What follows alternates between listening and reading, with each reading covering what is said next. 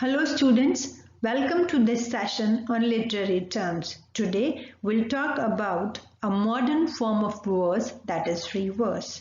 In earlier session we had a discussion about blank verse, a form of poetry which is unrhymed although it follows a regular metrical pattern. But the form of verse which we are going to talk about today is free from any regularity of meter and rhyme. So, in this session, we are going to explore what free verse is and how it is different from blank verse, how it is defined by various critics, what are its general features, and from where does it originate, and how it has been practiced in English poetry. So let's begin with the definition of free verse. Students, free verse is a form of verse which is free from limitations of regular meter and rhythm.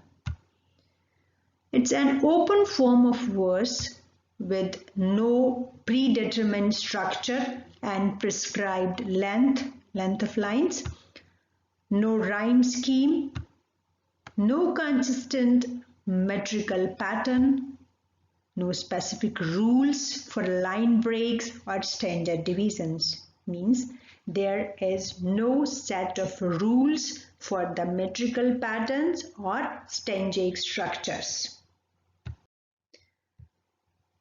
And as M.H. Abrams has defined free verse in his glossary of literary terms, I quote, like traditional verse, free verse is printed in short lines instead of with the continuity of prose. Students, as in the previous slide, you have seen that in free verse, no regular metrical pattern is followed, no rhyme scheme is followed, then it seems close to prose. But the difference is that it is printed in short lines instead of the continuity of prose, or we can say in the form of chopped prose. And it differs from such verse by the fact that its rhythmic pattern is not organized into a regular metrical form, that is into feet or recurrent units of weak and strong stressed syllables, as we have discussed in previous session, that how weak and strong syllables, they create a regular rhythmic pattern, and this regular rhythmic pattern is known as meter, which gives a special form to poetry, or which differentiates poetry from prose. But this metrical form is not followed in free verse, and this free verse arose through French form of poetry, that is vers libre, that tends to follow the rhythm of natural speech. So the point is that this form of poetry is quite close or very similar to the rhythm of the natural speech, because there are no constraints of metrical patterns. There is no constraint of to follow any particular rhyme scheme. There is no constraint to follow a particular stanzaic structure. So it follows the rhythm of natural speech. So now the question arises that how a verse can be verse when it is not following any metrical pattern, when it is not following in rhyme scheme. So the devices which gives poetic beauty to this form of verse are repetition of words and phrases. Repetition enhances the cadence or the rhythm in this form of poetry. And then there is varying patterns of stressed and unstressed syllables. The point is that the patterns are not regular. The patterns are not specific. The patterns are not like that no iambic or trochaic or dactylic pattern is followed, but still some rise and fall is there. Some pattern of stressed and unstressed syllable is there, but it is varying. It is not regular. It's not consistent, we can say. Then occasional internal rhyme scheme. Sometimes in a line we find that 2 or 3 words they rhyme, 2 or 3 phrases they rhyme. Then next there is occasional rhyme at the ends of the lines. Sometimes sometimes the lines rhyme, and we can say they are imperfect rhymes such as half rhymes or para rhymes. Then there is use of alliteration, which enhances the poetic effect. Use of assonance is also there. Here, students, I just want to reiterate, or you must be familiar that alliteration is the repetitive use of consonantal sounds. Repetition of consonantal sounds. And assonance is the repetition of vowel sounds. So the repetition also creates poetic effect. Then the imagery, the metaphors, personifications, similes, and the picturesque description enhances or gives a poetic flavor to this form of poetry. So in brief, we can say that the free verse has 3 features. Number 1, this form of verse does not follow any regular meter or rhythm. Secondly, this form of verse does not follow a proper rhyme scheme. And thirdly, this form of verse owes its poetic flavor to the use of normal pauses, run-on sentences, and natural rhythmical words and phrases.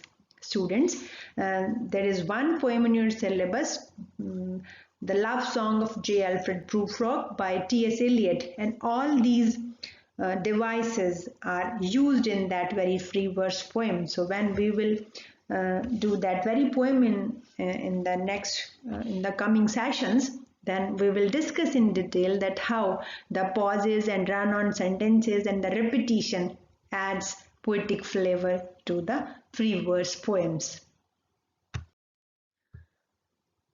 And when we talk about the origin or the growth of this form of poetry, it is considered to be the modern form of verse.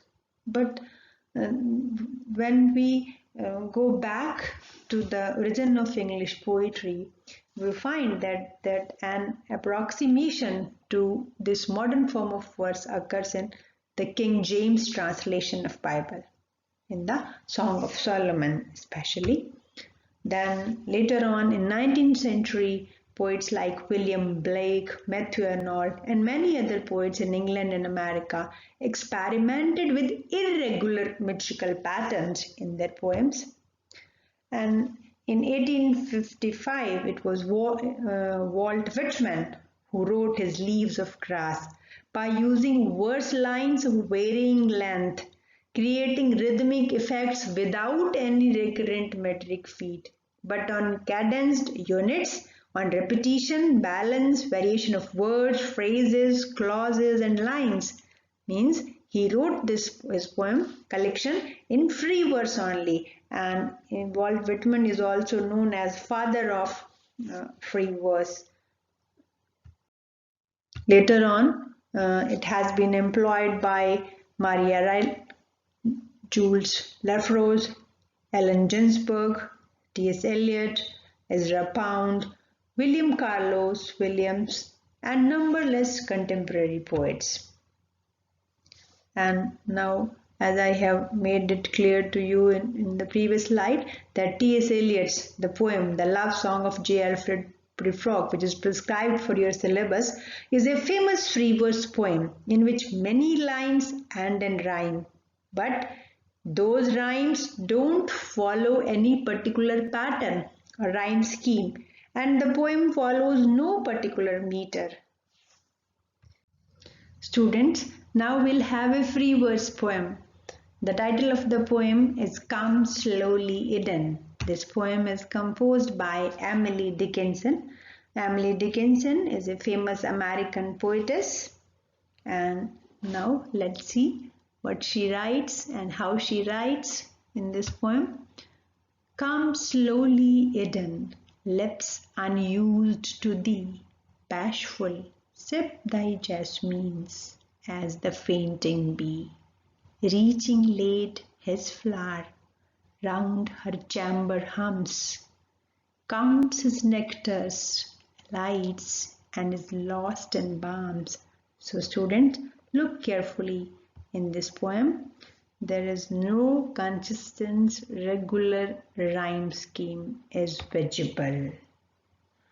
No consistent metrical pattern or regular musical pattern is followed at all, but still it has its own poetic flavor by following the rhythm of natural speech, and that's how the natural speech gives an artistic expression to Emily Dickinson's ideas which are expressed in this poem.